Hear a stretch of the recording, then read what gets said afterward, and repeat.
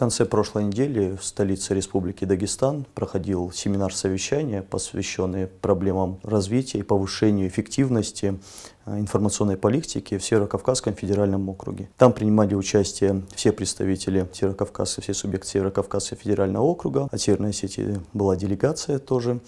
На этом семинар-совещании обсуждались те проблемы, которые сегодня перед нами стоят, предлагались идеи развития информационной политики. Также был всеми органами исполнительной власти субъектов СКО подписан меморандум о сотрудничестве в области информационной политики. Сегодня многие говорят о создании положительного образа Северо-Кавказскому федеральному округу.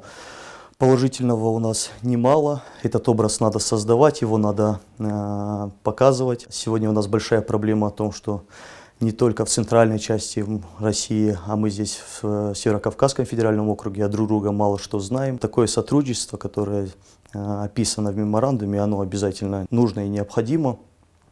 Есть уже некоторые идеи о освещении событий их древнейшему городу Дербент 2000 лет.